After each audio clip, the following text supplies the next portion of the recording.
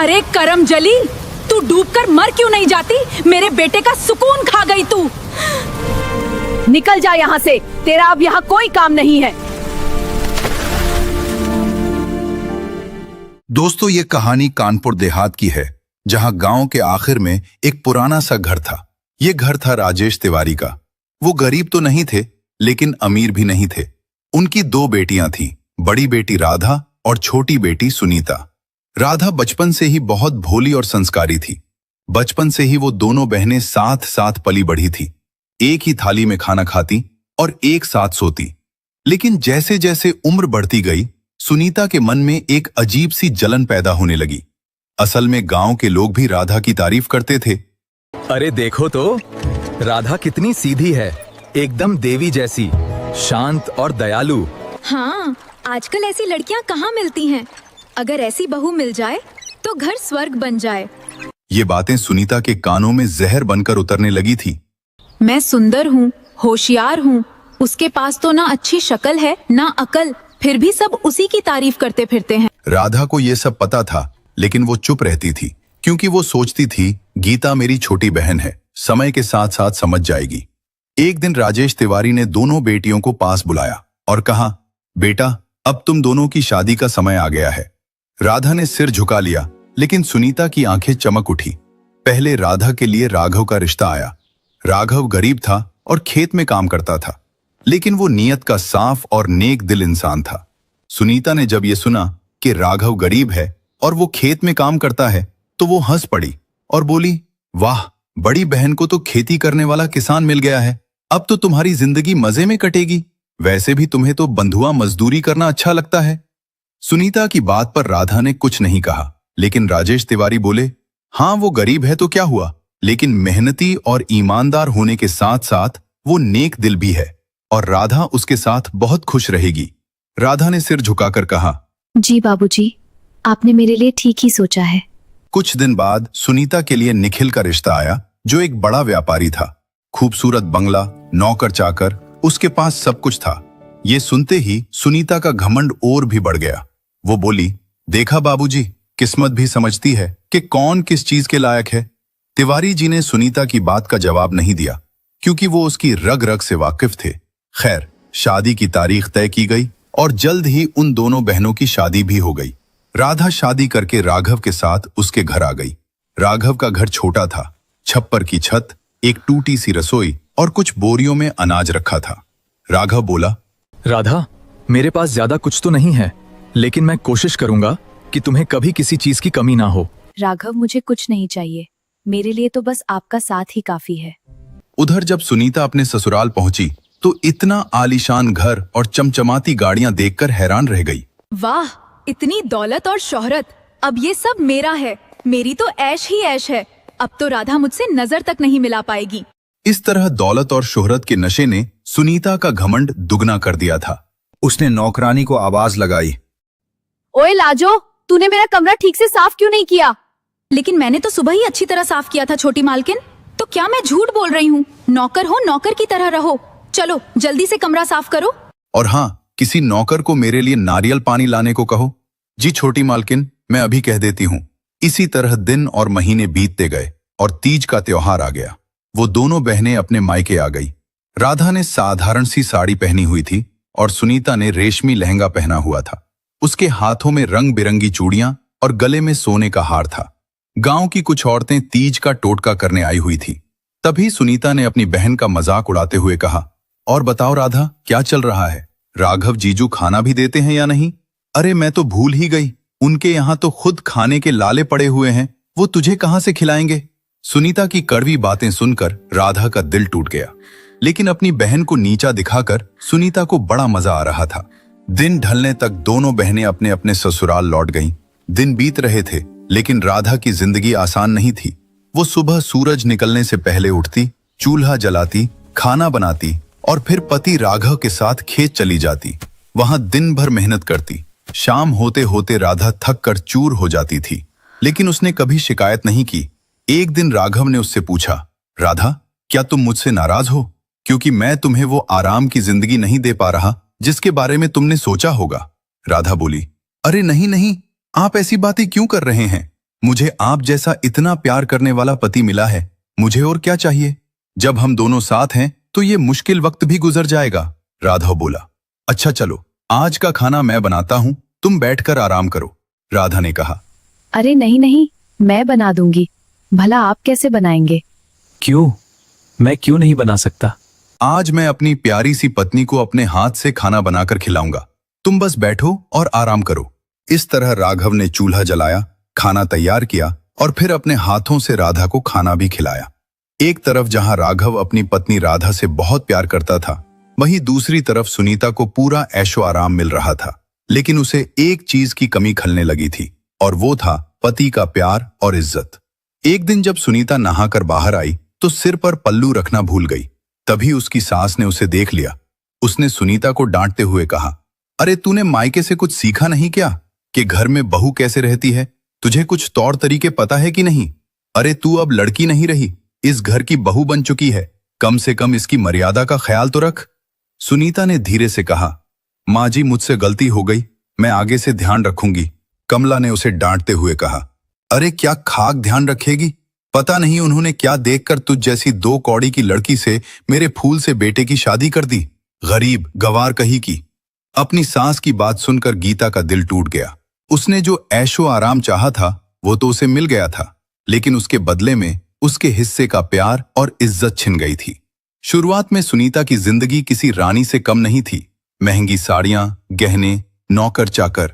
लेकिन धीरे धीरे उसे एहसास होने लगा कि पति के प्यार बिना ये सब चीजें अधूरी हैं। निखिल दिन भर दुकान पर रहता, शाम को थका हारा हुआ घर आता और खाना खाते ही सीधा सोने चला जाता। इससे परेशान होकर एक दिन सुनीता ने कहा, तुम मेरे लिए समय क्यों नहीं निकालते? निखिल ने सुनीता की बात सुनकर सख्त लहजे में जवाब दिया, औरत हो, औरत की तरह रहो, ज्यादा सवाल जवाब मत किया करो। तुम्हें ऐशो आराम मिल रहा है, यही बहुत है। सुनीता, जिसे अपनी खूबसूरती पर घमंड था, निखिल की बात सुनकर उसका घमंड चकनाचूर हो गया। कुछ दिन ऐसे ही गुजरते गए और एक दिन पता चला कि निखिल का एक बड़ा ऑर्डर कैंसिल हो गया है और कारोबार में बड़ा भारी नुकसान हो गया है। निखिल ने बताया, माँ, दुकान में बहुत बड़ा नुकसान हो गया है। हमें जो बड़ा ऑर्डर मिला था, अब अचानक से क्लाइंट ने मना कर दिया है। उस पर हमने कर्ज लेकर भारी इन्वेस्टमेंट की थी, अब हम बुरी तरह कर्ज में डूब चुके हैं। कमला ने हौसला बढ़ाया, बेटा तू चिंता मत कर, जल्द ही सब ठीक हो जाएगा। बिजनेस में तो ऊंच नीच होती रहती है। लेकिन जैसे जैसे दिन बीतते गए, निखिल की दुकान पर कर्ज बढ़ने लगा। लोगों ने उधार समय पर वापस नहीं किया तो निखिल का पैसा फंस गया। अब उसकी सास कमला का लहजा भी बदल गया। बहू, अब श्रृंगार कम करो, घर के हालात को समझो और ये गहने मुझे दे दो, जरूरत पड़ने पर काम आएंगे। इस तरह सुनीता ने अपने सारे गहने उतारकर अपनी सास को दे दिए। जो सुनीता एक रानी की तरह रहती थी, अब उसके हालात अचानक से एक नौकरानी की तरह हो गए थे। उधर राघव ने एक बड़ा फैसला लिया। उसने कहा, राधा, अब हम सिर्फ फसल पर निर्भर नहीं रह सकते, अब हमें कुछ और भी करना होगा। राधा ने भी राघव का हौसला बढ़ाया और कहा, जी, जैसा आप सही समझे, मैं आपके हर फैसले में आपके साथ हूं। राघव ने कहा, तो फिर ठीक है राधा, मैं शहर में एक छोटी सी दुकान किराए पर ले लेता हूं। हम खेत में ताजा फल और सब्जियां उगाकर वहां बेचा करेंगे। इससे हमें मंडी से कई गुना ज्यादा मुनाफा होगा। राधा ने मुस्कुराते हुए कहा, यह बहुत अच्छा है जी, आप चिंता न करें, मैं आपके साथ हूं, हम खूब मेहनत करेंगे। इस तरह उन दोनों ने मिलकर सब्जियां उगाना शुरू किया और राघव उन्हें मंडी में बेचने की बजाय शहर के बाजार में ले जाकर बेचने लगा। एक शाम जब राघव सब्जियां बेचकर वापस घर आया तो उसने आवाज लगाई, अरे राधा, जरा बाहर तो आओ।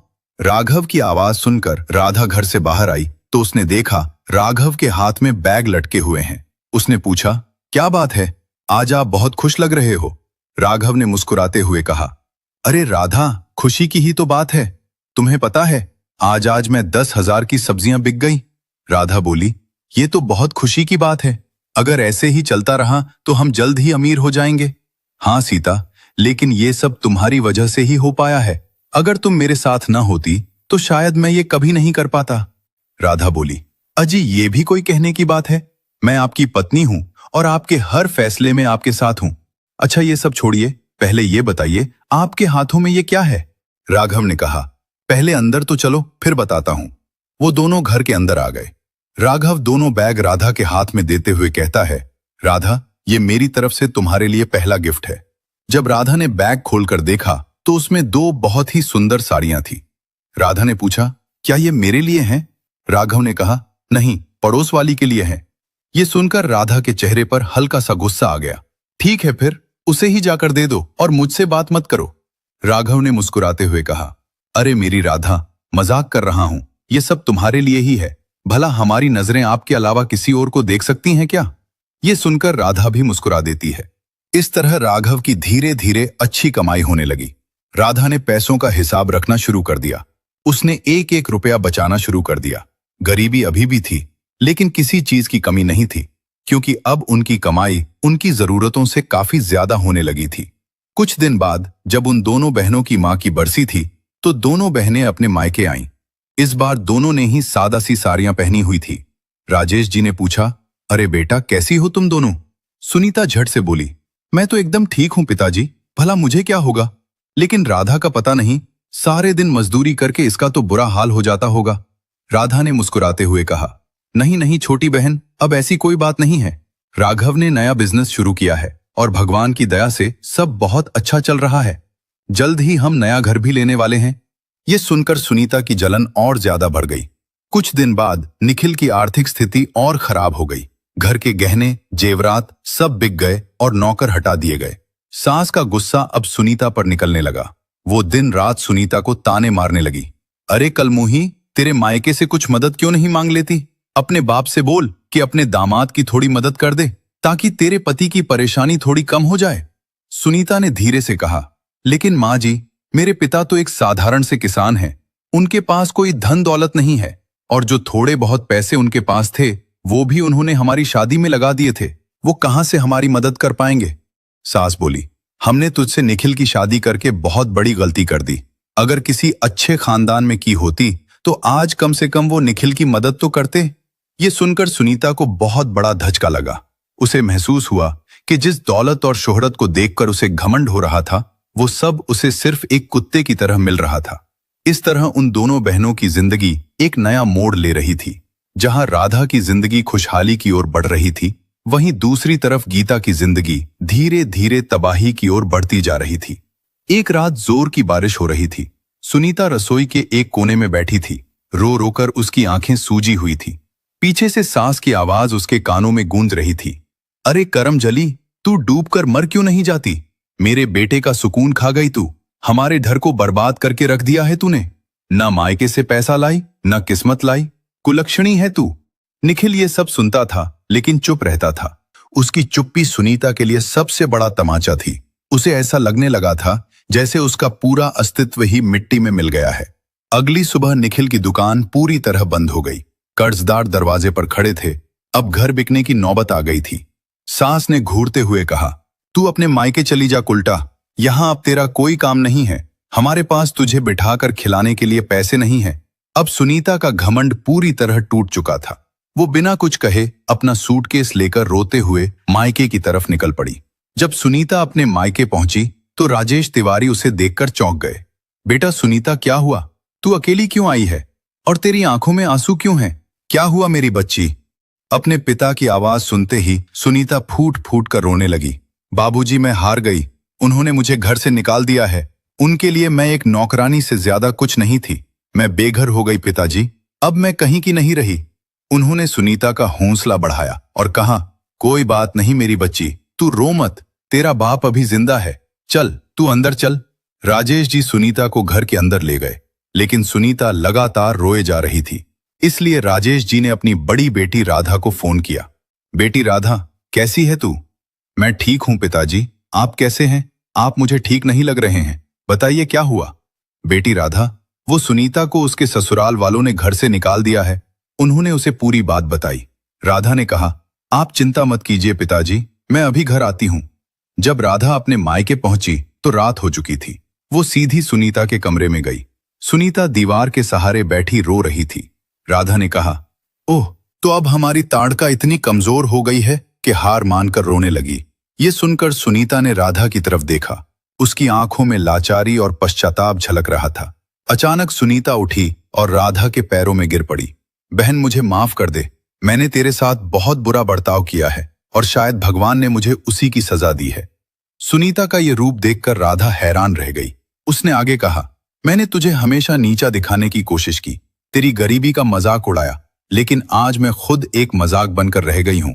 मेरे साथ जो भी हुआ वो सब मेरे कर्मों का फल है जो मैं भुगत रही हूं। राधा ने ढांढस बंधाते हुए कहा, रो मत मेरी गुड़िया, बहनें तो आपस में लड़ती हैं, झगड़ती हैं, लेकिन इसका मतलब ये नहीं कि हम एक दूसरे से अलग हैं या नफरत करते हैं।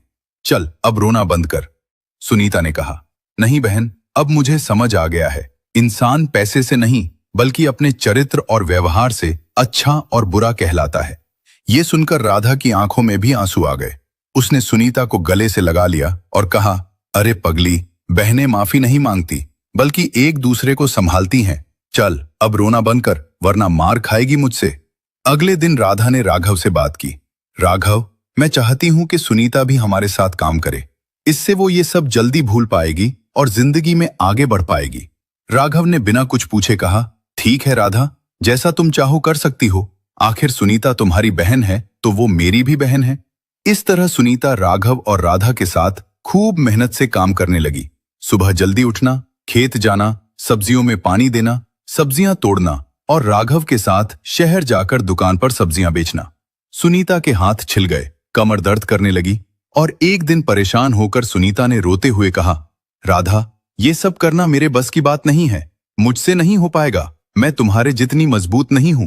राधा ने उसे समझाया और कहा, हिम्मत मत हार सुनीता, मैंने भी सीखा था, तू भी जल्दी ही सीख जाएगी और देखना एक दिन कामयाबी तेरे कदम जरूर चूमेगी। इसी तरह दिन बीतने लगे। सुनीता ने राघव और राधा के साथ काम करके कुछ पैसे इकट्ठे किए और खुद का एक रेस्टोरेंट खोलने का फैसला किया। राघव और राधा ने सुनीता का साथ दिया और फिर कुछ दिन बाद सुनीता और राधा ने मिलकर पार्टनरशिप में शहर में एक रेस्टोरेंट खोल लिया। रेस्टोरेंट बहुत अच्छा चलने लगा और जल्द ही सुनीता और राधा का नाम स्टार्टअप आइकन गर्ल्स के रूप में मशहूर हो गया। उसी दौरान निखिल राजेश तिवारी के घर आया। उसने नमस्ते किया और पूछा, सुनीता कहाँ है? उन्होंने गुस्से में कहा, अब तुझे सुनीता से क्या काम है? तूने उसे जो दुख दिया है, क्या वो काफी नहीं था जो तू फिर से जले पर नमक छिड़कने चला आया? निखिल ने उदास लहजे में कहा, ऐसा मत बोलिए पिताजी, मैं मानता हूं मुझसे बहुत बड़ी गलती हुई है, लेकिन अब मैं सुनीता को वापस अपने साथ ले जाने आया हूं। मैं उस समय इतना परेशान था कि क्या सही है और क्या गलत समझ ही नहीं पाया।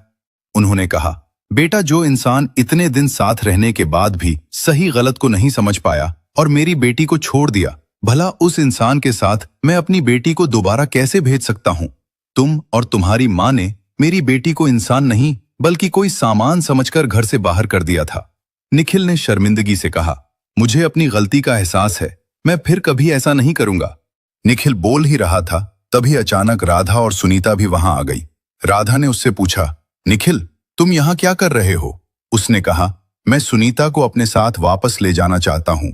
राधा ने उसे घूरते हुए कहा, इतना सब करके भी तुम्हारा मन नहीं भरा कि तुम फिर से वापस आ गए? निखिल ने उसे डांटते हुए कहा, राधा, तुम बीच में मत बोलो, मैं सुनीता से बात कर रहा हूं, तुम हमारे बीच मत आओ। निखिल की बात सुनकर सुनीता ने तीखे अंदाज में कहा, मिस्टर निखिल, तमीज में रहकर बात कीजिए, आप मेरी बड़ी बहन से बात कर रहे हैं और मुझे आप ये बताइए, आज अचानक आपको मेरी याद कैसे आ गई? वो बोला, सुनीता, मुझे अपनी गलती का एहसास हो गया है, इसलिए मैं तुम्हें वापस अपने साथ ले जाने आया हूं। सुनीता ने उसकी आंखों में देखते हुए कहा, निखिल, मैं अच्छी तरह जानती हूं तुम्हें, आज मेरे पास दौलत और शोहरत आ गई है तो अब तुम्हें मेरी याद आ गई? तुम सिर्फ लालची इंसान हो। निखिल ने उसे डांटते हुए कहा, अपनी हद में रहो सुनीता, इस तरह कहकर तुम मेरी बेइज्जती कर रही हो। निखिल, बेइज्जती उसकी की जाती है जिसकी कोई इज्जत हो, तुम जैसे लोगों की तो कोई इज्जत नहीं होती, इसलिए अब आप यहां से चले जाइए, वरना हमें धक्के देकर बाहर निकालना पड़ेगा। निखिल ने जाते हुए कहा, मैं तुम सबको देख लूंगा। सुनीता ने कहा, हाँ हाँ देख लेना, अब जा यहां से। इस तरह निखिल आग बबूला होकर वहां से चला गया। इसके बाद उन दोनों बहनों ने बहुत तरक्की की और फिर राधा और राघव ने मिलकर सुनीता के लिए एक बहुत अच्छा लड़का ढूंढा जिसका नाम अमित था। सुनीता की शादी अमित से हो गई और इस तरह वो दोनों बहनें खुशी खुशी रहने लगी। दोस्तों, इंसान की असली पहचान उसकी दौलत से नहीं, उसके व्यवहार और संस्कार से होती है। घमंड चाहे कितना भी बड़ा क्यों ना हो, वक्त उसे एक दिन जरूर तोड़ देता है। दौलत से सिर्फ सुविधाएं खरीदी जा सकती हैं, लेकिन सुकून और प्यार नहीं। मेहनत और सच्चे रिश्ते ही जिंदगी को असली मायनों में खूबसूरत बनाते हैं। जो दूसरों को छोटा समझता है, वक्त उसे उसकी औकात जरूर दिखा देता है। इसलिए हमेशा विनम्र रहो, क्योंकि यही इंसान को सच में बड़ा बनाता है। दोस्तों, अगर आपको ये कहानी पसंद आई हो तो इसे लाइक और शेयर करें। साथ ही हमारे चैनल को भी सब्सक्राइब कर लीजिए। मिलते हैं नेक्स्ट वीडियो में। तब तक के लिए जय हिंद।